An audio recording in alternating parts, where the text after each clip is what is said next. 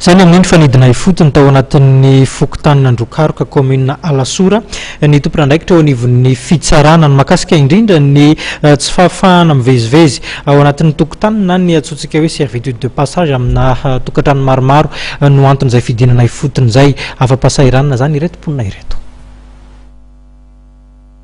Taorian'ny fidinan'ny fitsarana omaly tao amin'ny fokotany Androkaroka commune Alasora anjery ny mahakasika ny servitude de passage miteraka olana any an-toerana alohan'ny didy amin'ny valo jona izao dia mananteny ireo mponina nitondra ny raharaha teny amin'ny fitsarana fa iravina ny olana ka ilay servitude de passage efatra amin'izay vita bave ary misy ny andrin-jirony jiramany ny sisiny no ampiasaina any an-toerana fa tsy ilay iray hafa taty aoriana izay nahatonga ny olana. Ty lalana ity dia mafisina foana rehefa lalana efatra amin'izay mihitsiny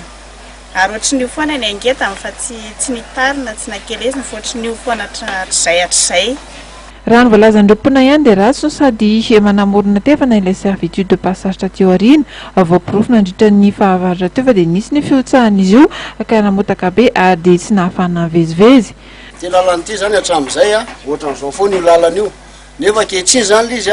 misy olona tsy amela andehanana an'ilay tomobile misy tomobile mandeha misy trano ao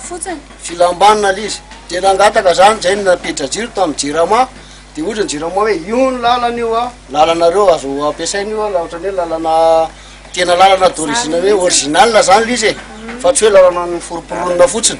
nefa izy tonga amin'izao milaza hoe tsy asina lalana